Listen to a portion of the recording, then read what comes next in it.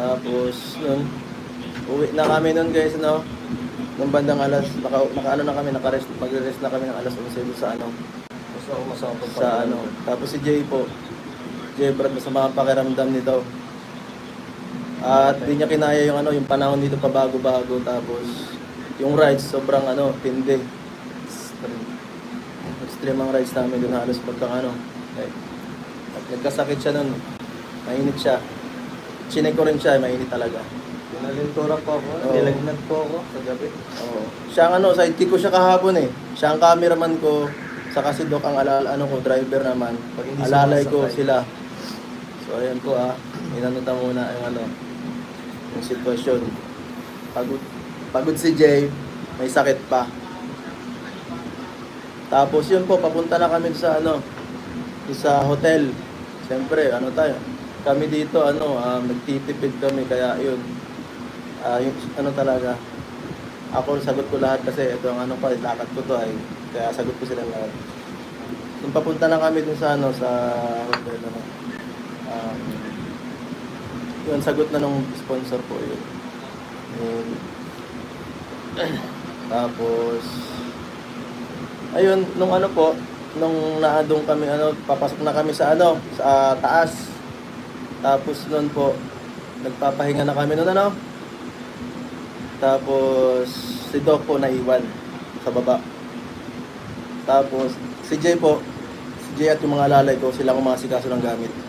Tapos ako pagod doon, kausap ko yung sponsor. Tapos biglang pumapasok si Doc, nagla-live. Tapos sinabi yun, di ba? Ang sabi po, nasaan yung nasan si Beyonce, nasa kabilang kwarto po siya. Tapos sinabi kasama to. Kasama to dahil ginaano yung gamit.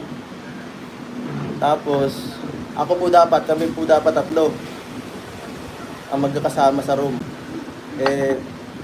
Tapos yun, hindi na sabi ko sana nun, ako rin sana, kasama ako ng sponsor dito magpalipat. Ang gagawin ko sana nun, ililipat ko na rin si Jay dito sa namin, dun sa sponsor kami tatlo.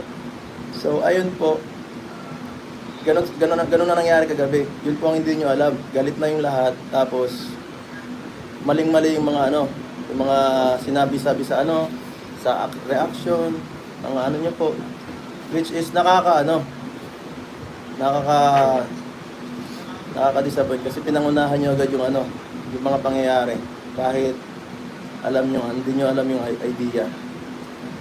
Andoon si Erica, hindi po, wala po dun si Erica kahit sino pong tanongin nyo, di ba? Wala po dun si Erica. Yung sinasabi nyo pong kasama nung sponsor ko yung si Erica, sabi po ng sponsor ko is nagkataon lang po, hindi rin po niya alam. Hindi rin po niya alam yun. Sinabi lang niya, galit nga yung sponsor ko dahil sinama dun sa pinuntahan niya si Erica nitong kasi ang usapan lang po namin yung sponsor ko is magkita kami dito. Hindi po dahil pinapunta niya lang ako may gamit po siya, galing po siyang LA, 15 hours ang biyahe papunta dito. Tapos po, pagod na pagod. Nakakahiya naman pong ako reregaluhan, ako pa magiging demanding sa uy, dali mo dito ang bagahe, ganito, dali mo dito sa sa bahay ko. Siyempre ako na kasi ako ang bibigyan eh. So ayun, bakit tayo doon? Kaya tayo na mag-adjust kasi nag-give na nga sa atin, tayo pa So ayun po, yun po lahat ng pinaka doon. Saka yung mga sa sponsor na, pasensyahan po tayo. Pag po kayo, block ko kayo lahat. Lahat ng nakita ko, hindi ko nagustuhan yung mga reaction dyan.